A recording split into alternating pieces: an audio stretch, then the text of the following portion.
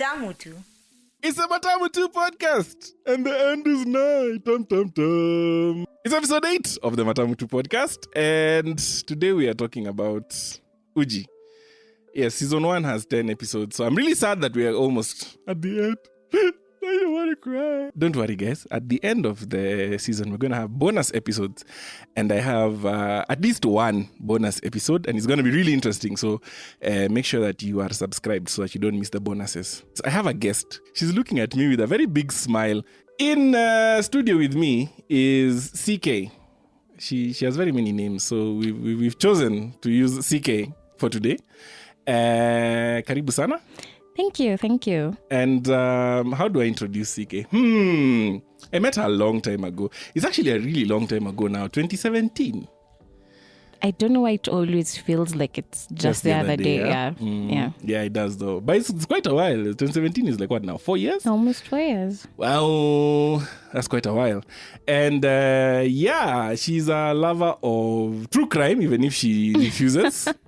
You'll always find her watching some true crime or listening to some true crime podcast somewhere. And she likes road trips, long road trips. Yes, that one I got right, at least. Please. Yes, you did. Please nod audibly. Yes, you did. Thank you. And on today's topic, we're going to talk about Uji. And one thing that I found very interesting when I was researching for this episode is that, first off, what we call porridge as Kenyans is technically a gruel. Yeah? So porridge is a food that's made by boiling ground, chopped, crushed, starchy plants, usually grains, in milk or water. And it's often cooked and served with additional flavoring, so like sugar, honey, whatever. So usually when you're saying porridge, it's oats or maize. Really? Yeah. Okay. That's what porridge is in the definition of the term. It can be a sweet cereal or it can be mixed with spices, meat, and vegetables to make a savory dish. And it's usually served hot in a bowl, depending on the constituency. Constituency. Hey, Mr. MP. Hey, are you trying to vie for a seat and we don't know? No, I'm not. Now, oats is it's the most common oatmeal. So like you'll have like rolled oats or crushed oats or steel cut oats, and that's what usually makes a porridge. Yeah, and the consistency is usually thick, right? Yes. So like when you're having oats porridge, it's a thick consistency. Wait, yes? You said it's served also with meat? So now polenta, if you've heard of polenta. Yes, I have. That's like the Italian ugali. It's a porridge that's made of coarsely ground corn, and sometimes it's let to sit and cool so that it's solid. Then it's cut into pieces, and those are fried, and then those are served, right? So that's served with meat, right? Yeah. So is ugali porridge? Are you trying to change? Well, okay. Let ugali. What Westerners refer ugali to is a cornmeal porridge. Yeah. So like if you want to tell a Muzungu that you're having ugali, you don't tell them that I'm having ugali. You tell them I'm having a stiff cornmeal porridge. Hey, that's a long sentence. Ugali is way shorter. It is though. Like learn how to say it. But what we usually have, the drinkable uji. I like to call it a drinkable uji because there's different types, and we'll get into those ones later. But the drinkable uji is what they would call a gruel. So it's a thinner porridge made from very many different things. So you can have it made from wheat, from millet, from sorghum. So like acorns and other seeds can be crushed and the flour used to make porridge. That's what they used to do when they were really broke, like back then. What we call our porridge is actually gruel. And it got me thinking, is it that in South Africa, maybe they didn't get the word that ugali is supposed to be a bit stiffer, because then they remained it as porridge. well, I don't think so. Like, is gruel an American term or a British term? I think British, actually. It's actually British. It was just very hard to pronounce, I guess. But you see, like things like millipap, it's just a stiffened porridge because it's really just soft. It's like water. And whereas sisi wa Kenya, we like our ugali very stiff. Very stiff. But it also depends on which part of Kenya you come from. Please elaborate. Please elaborate, because I would like to see where that thought was going. I remember growing up, my mom's friend is from the lakeside. Yes. And we are from the mountain. The actual mountain. The actual mountain right next to it. Yes. So she used to tell us, for you to know that your ugali is ready, you take a small piece. Yes. You throw it to the wall. To the wall. If it sticks, then it's ready. Yes. If it bounces off, it's not yet ready. It's not ready. Well, now there's two schools of thought. There's a school of thought for if it bounces, it's ready, and there's a school of thought for if it sticks, it's not ready. I think if it sticks, it's not ready. It's because you're going to finya it. Yeah, you so don't you know want that term. you want it to bounce. That means I want it to bounce, so I can stiff put enough. the hole and put my soup inside it and eat. Okay. Yes. I should have had you for the ugali episode. But anyway, let's move on. So gruel, porridge, uji. I suspect that Charles Dickens had something against uji. Why? It was always portrayed in a very negative light in his books. If you remember Oliver Twist and can I have some more? Yes. Where Oliver was asking the master of the workhouse to give him a bit more gruel. Gruel, yes. And got a very round smack on his head immediately. And a decade later, in a novel, A Christmas Story, Dickens emphasizes how poor Scrooge is by saying that all he had on his stove was a small saucepan of gruel. So, he was always portraying it as the poor people's. But I think at that time it would have been a poor people's type of food. Probably. You're taking everything that you can find, grinding it up and mixing this gruel. Well, what are they called? The royals are out there eating ham, potatoes. Now, in contemporary literature and popular culture after Dickens, everybody, so even, Jane Austen mentions gruel for somebody who was being very poor. Gruel has been used to portray misery and starvation conditions. Yeah. Which is unfortunate because uji is actually really, really good for you. And what's the first thing you remember about uji? I think I associate uji with this nice warmth sitting around because, like I said, I'm from the mountain. The actual mountain? The actual Mount Kenya.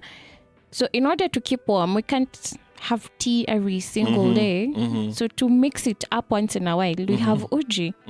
So I find my mom making really nice uji and then with some lemon. Ooh. No sugar. Nice. It's just for rainy, cold days like how Nairobi is cold right now. Yes. A bit of uji would be. It would be fantastic. That would be fantastic. Yes. My first memory, I think, we used to go to my aunt's place in Kisii for holidays. Okay, not all the holidays, but at least like December, we'd spend like 2 weeks with our cousins. And it was a ritual. Every evening at 3:45 p.m., wherever you are, get back into the house. The chef would make, now he liked to make a mix of maize and millet. That was his preference. But he knew how to make it well, at least. So he would do maize and millet and some lemon and a bunch of sugar because children. Yes. Yeah, of course. And then we would sit down and watch, it was the X-Men that used to come on DSTV. And like it used to be a thing I would look forward to because I really enjoyed how that guy used to make uji. I don't know what else he would put in there. I figure blue band. Blue band, that's what I was going to say. I figure blue band. You just add some blue band in that uji, especially the one with the white one, the maize flour. Yes. Yes, you put some blue band in it and that's it. Hey, but it used to slap, eh? Yes. It used to slap. Oh, now I want some uji. I shall not make you uji, please. Please. So there's a reason why uji has been a staple for very many years. Of course, first off, it's nutritious. It's very nutritious. And it's an excellent way to rehydrate your body. Yes. Because it's usually like, 80% water. You use very, very, very much water and very little flour. And sorghums, all of them, the different types of sorghums, contain something called phenolic acids and other flavonoids, which are excellent antioxidants. Oh. So you'll find that people who are exercising actually told they should drink some uji. But can you imagine you've talked at road work and you're going to drink uji? I think I could. Would you really? Because even after you work out, you're told, I don't know if this applies. I'm sorry for all the very healthy people. When you finish a workout, you should have like a high protein meal. Yes. But I'm thinking now uji is not It's not high protein. high protein unless you put now the things we put like omena. No. There's the people who do random mixes that really I'm sorry. Oh, I'm you so fancy man. I like uji the way my mom makes it. You are missing out. I don't think so. Another reason why uji has been a staple is that finger millet, the one that we are used to. It's a native of the East African highlands, and it was domesticated before the 3rd millennium BCE. And the cultivation had spread to South India by 1800. So like the traders, when they came to the East African coast, we traded with them the finger millet, and they went and pandered it in India. So fun fact, did you know that on the 3rd class menu on the Titanic, they had uji, cabin biscuits, and cheese for dinner? It sounds like it would be just a very weird but tasty combination. No, I have to try that. I know. But no cabin biscuits. But no cabin biscuits. What are we looking for? Let's go look for crackers. Saltines. Maybe saltines. Saltines, yes. Maybe saltines. But you see now for them, because they would eat at random times. So it's breakfast at like 8. And then supper at like 2:30. Mm-hmm. And then tea at 4. And then dinner. Dinner is supposed to be something light just to get you through the night. So that's at like 6, 7. So when you look at it from that perspective, that actually makes quite a lot of sense. Imagine if it was this day and age.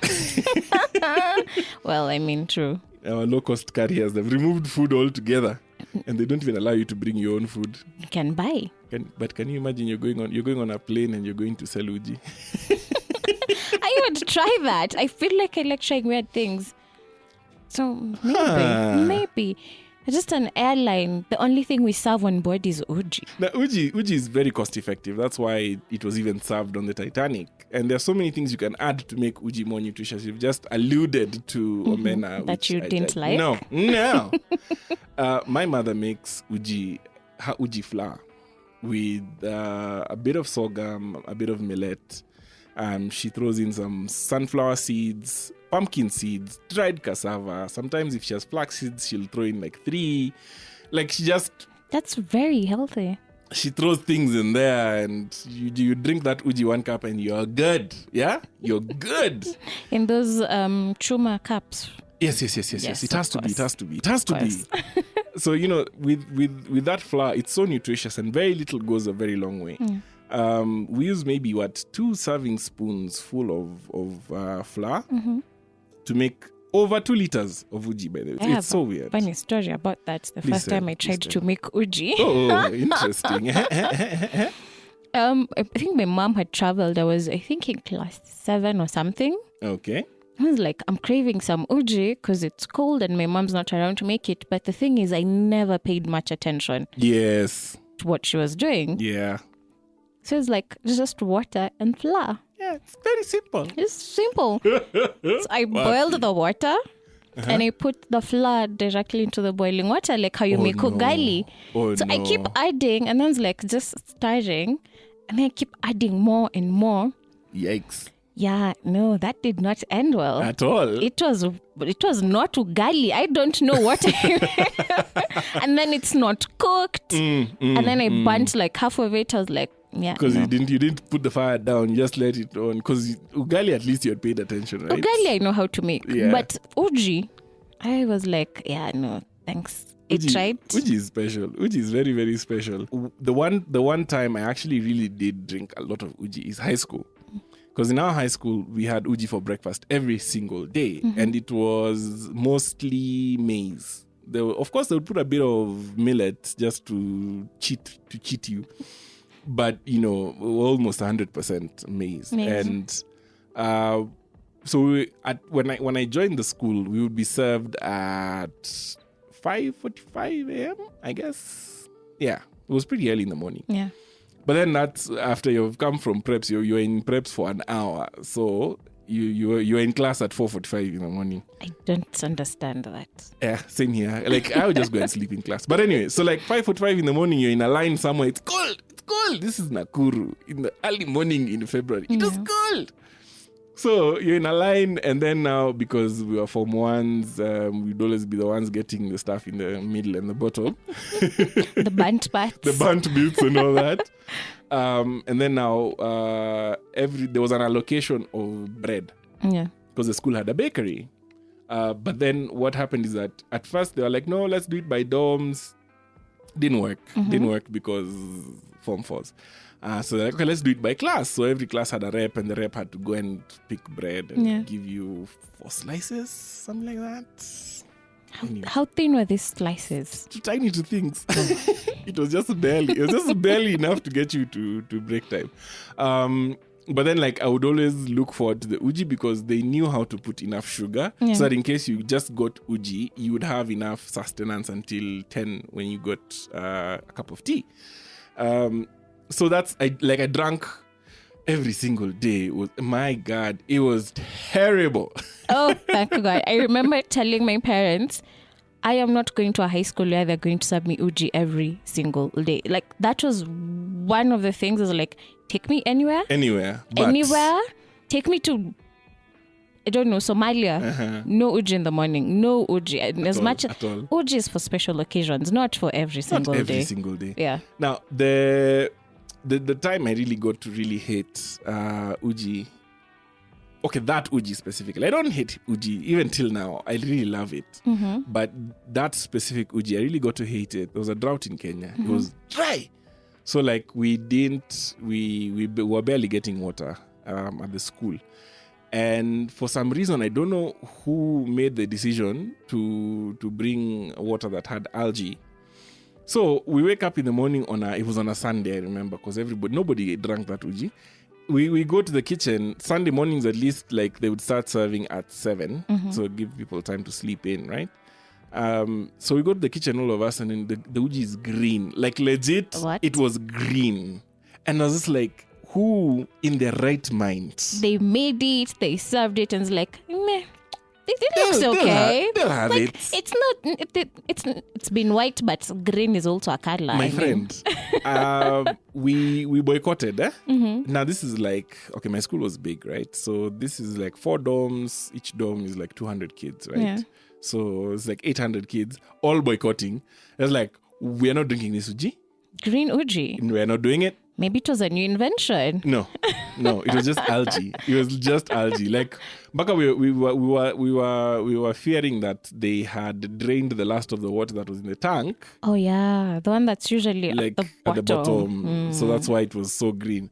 So they had to actually go and buy a tanker of water and bring the water, and then at least we got water to do our Sunday things, clean up and all that. We got tea and we got it early, thankfully. Yeah. But since that day, I think, did I ever drink uji again? No, I drank because it was the only option that was there. The next is like, it's a bit green, but not as green as yesterday. It's not too bad. Aye, my friend. It was terrible. And what uji is good for, is keeping you full for a while. That's why a lot of people will have uji in the morning. A few episodes ago, when we were speaking about sweet potatoes with my friend Ami, I listened to that. I was almost speared for saying that I have uji and sweet potatoes in the morning. Because, no. But it's tasty. How? I it feel works. like how? I feel like they're both very heavy for something to have in the morning. But that's the whole idea. It's the whole idea is that you're going to be going into a very energy-intensive activity. So whether you're going into the farm or you're a teenager going into class, you're going to use a lot of energy. So you need to carb load at the beginning of the day so that you can make it through until some point when you can find food. Kunyongwa tu hapo. It's okay. Because unless the uji is very thin, I don't get how you'd have it with sweet potatoes. Well, yes. That's why I always make an need to say drinkable uji. But it works and works well. The only problem is that you get heartburns. Exactly. Yeah. So this is a choice you actually wake up and decide. Yes. Today I will die of heartburn. But I found that an avocado added in It's even worse. What? It's even worse. What are these food choices you're making? All the best ones. Are you sure? Yes. It made me cry for help. No, the avocado actually helps to cut down the heartburn because now the fats they counteract the acid. The acid has something to sumbuana with in the tummy. Oh, Yeah, okay. yeah, it works. Dun, dun, dun. I don't know if it's proven, but we'll take your word for it. So there's an urban legend that if you drink a lot of uji, you'll grow a pot belly. Might scare you. Oh, of course. A lot of women, especially young girls, are like, no uji for me. I don't want a kitambi. But then, we used to drink uji when we were in high school and we never got kitambis. Because you were doing a lot of things. Like you said, you're growing up, you're using up a lot of energy. For me, if I drink uji every day in the morning, I go sit in the office. No, there you're asking for it. Right? They're legit, you're asking So for it. try this again. I guess. I think we can't not talk about is how uji will lie to you. You touch the cup to your lips, you're like, it's cool enough. Very and then cool. you take a sip. My tongue is on fire. I'm like, what is going on? It scalds your entire esophagus, yeah? All the way from the tongue all the way to the tongue. You can feel it burning as it goes down. Kiteremka to like on fire. And it doesn't help even if you have something else in the mouth because it doesn't cool down, yeah? No. It has the mass. It doesn't cool down.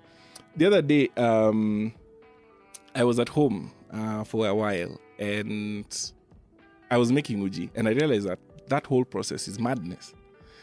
You know how, the definition of madness is doing the same thing, Yeah. expecting the same result, right? True.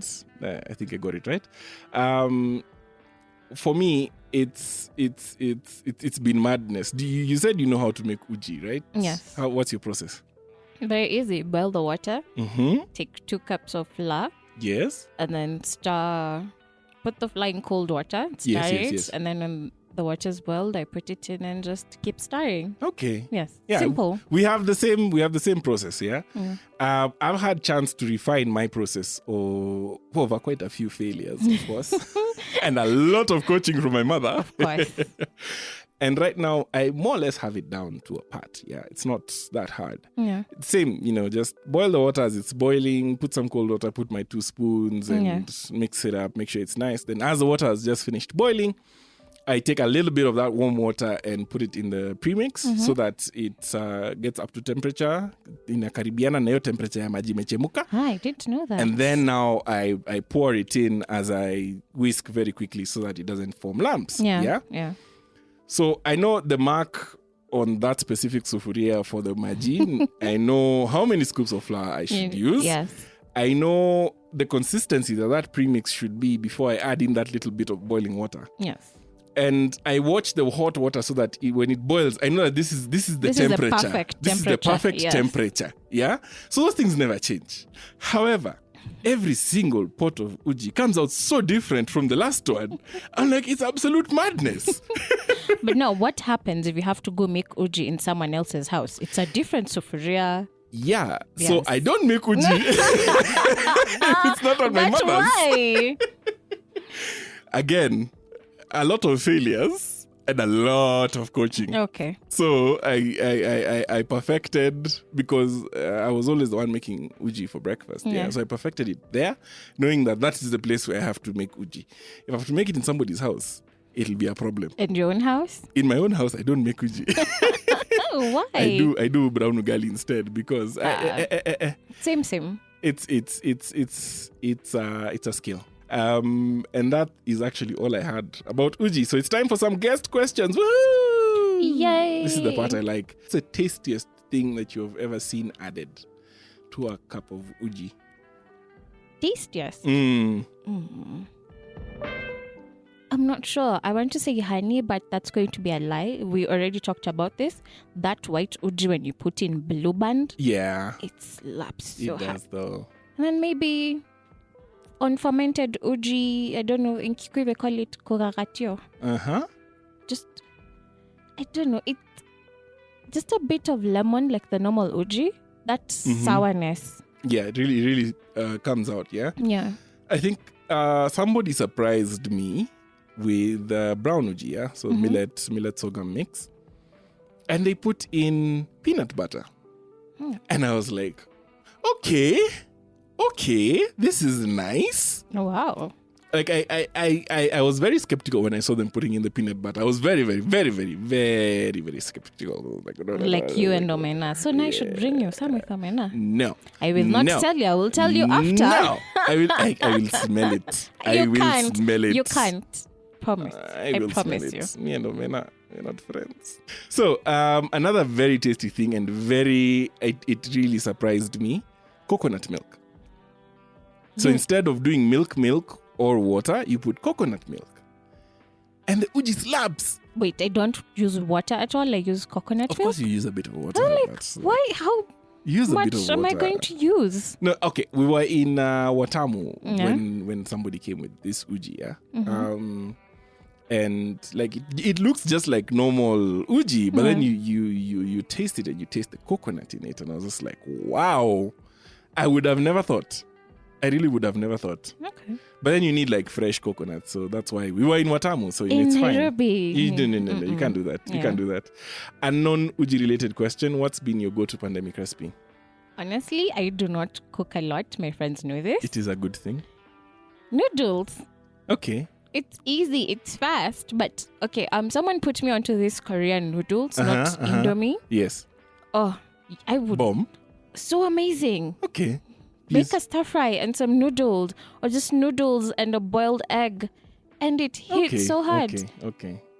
That you're better off than my friend who said noodles and avocado. I was like, but that is also nice. What the hell? It is. What the hell? It is so nice. I think I've tried everything with noodles. Miss me with that one. I'm sorry. Except put some waru in it. That would be interesting. I might try that. Yeah, I don't doubt it. I don't doubt it. And that is it for this episode of the Matamu 2 podcast. In the next episode 9 is going to be an interesting one because I have an actual chef coming to do the episode with me. Please make sure that you are following this podcast because that episode is going to be fire. Believe me that. I have an actual private chef. Is it coming to cook? I can come hold your mic for you. My services. Freely offered. Thou shalt not be invited for that one. So as always, please like, follow and share. Subscribe to the show on your favorite platform. If you have anything that you want to say about uji, please email it to the email address I've put in the show notes, and I'll put it up on the next Matamu Extra segment, which will be coming out next Friday. And that's it. Thank you so much for joining us, CK. You forgot my name for a second there. Thank you for having me. This was so fun. Is there anything you want to tell people before we close out? Uji is bay, especially for Nairobi people in July. Yeah. Contact Reumac for my details. I make some amazing uji. I cannot vouch for that because I've never tasted it. I just met him, guys. He was lying about those 4 years. Even though nimerukwa. Okay, guys. Bye.